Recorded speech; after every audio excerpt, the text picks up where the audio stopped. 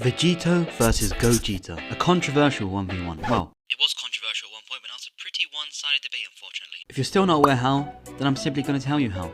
If you are aware, then calm down, right? I'm still going to tell you how, and I'm going to tell you why I'm actually so annoyed with it for some reason. So let's start off with Vegito, the fusion of Goku and they're both Goku and Vegeta, you're bloody... Anyway, the fusion of Goku and Vegeta with the Potara earrings.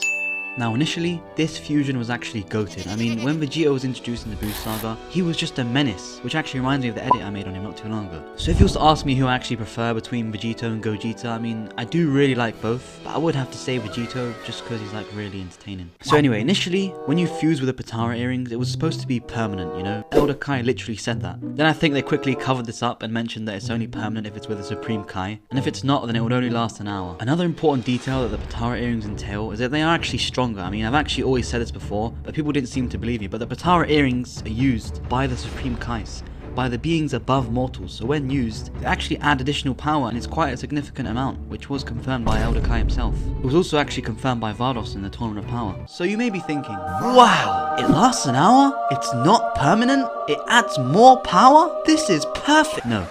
Just no. It was actually great in OP, until it just got nerfed. Just straight up nerfed. Now this was done through a preposterous power limit. It's preposterous! We don't exactly know the quantity of this power limit, but when he did that final Kamehameha, it just went downhill from there, honestly. But Vegito turned blue against Zamasu, and that pretty much did it, which isn't even his full power. I mean, imagine if he used Kaioken, or Super Saiyan Blue Evolution on top of all of that, or maybe even Ultra Instinct and Ultra Ego, possibly. See, it just doesn't make sense now, honestly. The fact that he didn't even really last that long with Super Saiyan Blue is just insane, especially since Goku and Vegeta are a lot stronger now, and they make Super Saiyan Blue look like nothing, especially Super Saiyan Blue during the Goku Black arc. So Vegito has a power limit, and so to make it fair, Kefla also Kefla doesn't have a power limit. How the hell does that make sense? Vegito should be destroying Kefla in power. What the hell is this favoritism? It should be one or the other. Either give both of them power limits, or don't give any of them power limits. Simple as. I mean, this is just a whole bigger issue, honestly. This is a problem with Dragon Ball Super itself. That's why I was saying in that video that I made on my least favorite Dragon Ball Super characters, that I can name like 50 plus characters that suck.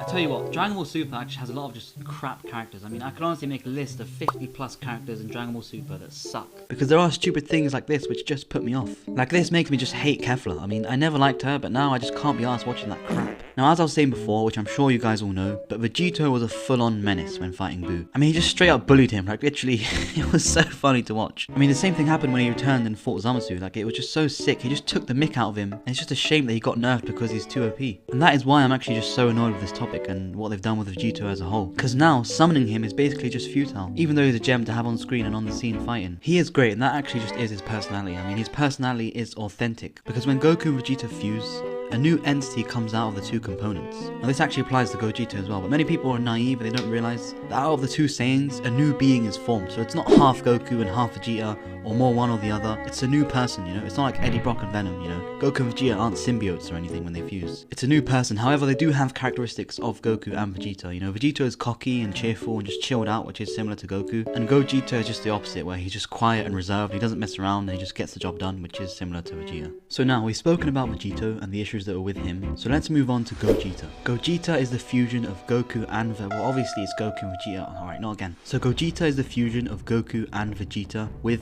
the fusion dance, which Goku learned from the Metamorans. We never actually get to see what their race looks like, but they must look sick, because I mean, the whole idea of their fusion is literally just so cool. Although I think it's a lot harder than we think. So we have two examples of the outcomes of the Metamoran fusion, Gotenks and Gogeta, and they are actually badass. They're almost like father and son. So what are its flaws? Do I think it's better and more efficient than the Potara fusion? No. I mean, the Potara fusion isn't even made for mortals, and it's just a much cleaner fusion, and the simplicity of it just says it all. With the fusion dance, we all saw its flaws. I mean, when Goku and Vegeta, as well as Goten and Trunks tried to do it, whenever they were a few millimeters off with their fingers, they would just mess everything up. So that proves that it's not as efficient. Another thing with the fusion dance is that when both bodies are fusing, they need to be equal in terms of power. Now we know this as Trunks needing to lower his energy to match Goten's, and Goku would have had to done the same to match Vegeta's. I mean, now Goku and Vegeta wouldn't really have that problem, obviously, because they are equal in terms of power. But back then, that would have proved that Vegito is stronger, because Vegito is adding both of them at full power together, whereas Gogeta isn't, you know, so he would just be slightly weaker in theory. Now the last flaw is that it only lasts 30 minutes, which isn't actually long. I mean, it's also half the time of the Potara fusion. But if we were to look at Gogeta's fighting style itself,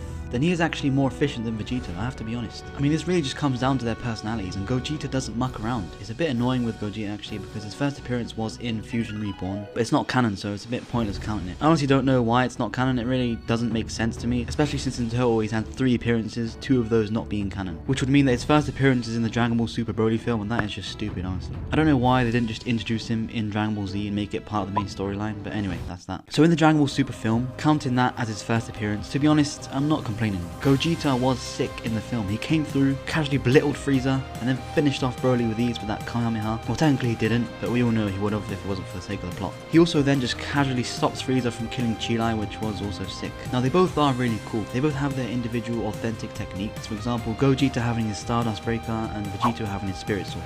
So when it really comes down to it, it is actually slightly hard to judge just on feats. But I do obviously have an answer. I've actually never even made a poll on who's stronger between the two, and I'm actually quite surprised about that. But I will definitely make one once this video is out, and you guys can let me know what you think. I mean, well, not that it really matters anyway. So who is actually the stronger fusion of Vegito and Gogeta? Guys, I'm just going to give you my answer pretty straightforwardly, alright? And the answer is Vegito. Yep, Vegito is the stronger fusion. I'm joking, alright? Don't hurt me, guys. It's obviously Gogeta. He is actually the stronger fusion, okay? It is Gogeta. I mean, it's not a definite Gogeta, it's just most likely Gogeta. Why is it Gogeta, you may be asking? It's actually only because Vegito got nerfed. I mean, I know that sounds salty, but it's true. So yeah, I admit, Gogeta probably takes him. I would like for it to be Vegito. Vegito is the most logical answer in my eyes. Deep down, I think Vegito is stronger. But hey, I don't write the script, okay? The script wants Gogeta to be stronger. He isn't really stronger, but that's what the plot says, and that's what the script says. So is that going to change? I mean, I doubt it. It all depends on whether they bring Vegito back to normal, where he's not nerfed, and I don't think that's going to happen. At least not anytime soon. So there you have it. I mean, this debate has officially gone down the drain.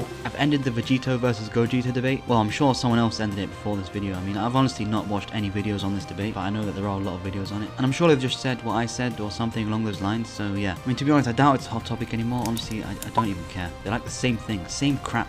Okay, they're both Goku and Vegeta. It's over-discussed at this point. That is home reference. It's over-discussed at this point. So there you go. Thank you guys for watching. I hope you enjoyed the video.